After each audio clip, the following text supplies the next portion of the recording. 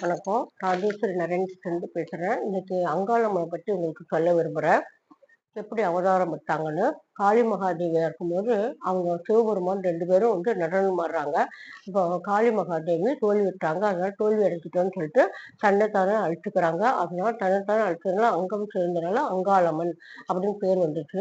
இப்போ ஈசன் என்ன பண்றாரு, அவங்க அங்கம் சேர்ந்தவளை வந்து கீழே இருந்தவளை உயிர்த்தெழுச்சு, இந்த மாதிரி நீ வந்து பூலோகத்துல போய் வல்லாள கண்டன்னு ஒரு அரக்கன் உன்னை நீ சம்ஹாரம் பண்ணிட்டு வா அப்படின்னு சொல்லுவாங்க. அது வேணும், முதியோர் குளத்துல நீ இருக்கணும், தலை மட்டும் மனிதன் தலையும் உடம்பெல்லாம் நாகமா இருக்கணும், நீ புத்துல இருந்து அவங்க சம்ஹாரம் பண்ணிட்டு என்கிட்ட வா அப்படின்னு சொல்லி அனுப்பிச்சுறாரு.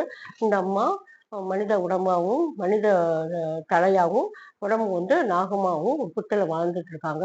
இங்க வந்து வல்லாள கண்டன்ற வந்து ஈசன் வந்து கடுந்தவும் பிறகுறாங்க. இதுல வந்து எனக்கு சாகா வரம் வரணும் அப்படின்னு சொல்லும்போது, சாகா வரம் வரக்கூடாது, வராம இருக்க முடியாதுப்பா, உனக்கு வந்து இறப்புன்ற எல்லாத்துக்கும் உண்டுப்பா அப்படின்னு சொல்லும்போது, சரி எப்படி எந்த ரூபத்தில் நீ மரணம் சமைக்குன்னு சொல்லிப்பான்னு சொல்லும்போது, இந்த மாதிரி எனக்கு வந்து முதிய குளத்துல இருக்கிற ஒரு பெண்ணால தலை மட்டும் மனித தலையா இருக்கணும், உடம்பெல்லாம் வந்து நாகத்தாட இருக்கணும் அப்படின்னு சொல்றாங்க. அதே மாதிரி அதே உன் விருப்பப்படி நடக்கும்னு சொல்லிடுறாரு அவரு. அது மாதிரி ஒரு மறந்துறாரு.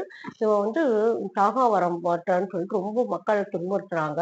உங்களுக்கு ரொம்ப மக்கள் தேவர்கள்லாம் ரொம்ப மனசு வந்துட்டு இருக்கும்போது இவங்க பராசக்திகிட்ட போய் முறையிடுறாங்க. அம்மா எங்களால தாங்க முடியுமா அப்படின்னு சொல்லும்போது, அவங்க என்ன பண்றாங்க, அந்த வல்லாள கண்ணன்ல போய் சம்ஹாரம் பண்ணிடுறாங்க. சம்ஹாரம் பண்ணிட்டு மக்கள் எல்லாம் துன்பத்துல இருந்து காப்பாத்துறாங்க, தேவர்களை காப்பாத்துறாங்க.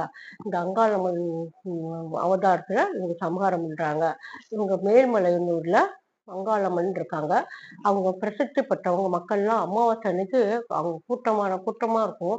மக்கள் அலமோதுவாங்க. அங்க செய்வன கோளாறு, பில்லி சூன்யம், உடம்பு சரியில்லை எல்லாம் போய் அங்க வந்து முறையிடுவாங்க. அங்க போய் நீங்க ஒரு நாள் போயிட்டு வாங்க மலையனுக்கு, உங்களோட கஷ்டம்லாம் தீர்ந்து போயிடும், எல்லாரும் நல்லா இருக்கணும், அங்காளம்மனை செய்யுங்க. இல்லை ஒவ்வொரு இடத்துல அவங்க குலதெய்வமா கும்பிடுவாங்க அங்காளம்மனை. அவங்க வந்து சாந்த சுரபியா இருப்பாங்க. ஒரு இடத்துல நான்கு மாமிசம் சாப்பிடுவாங்க. நீங்க அங்காளம் வந்து நீங்க நினைங்க, வழிபடுங்க, எல்லாரும் சந்தோஷமா இருக்கலாம். நன்றி, வணக்கம்.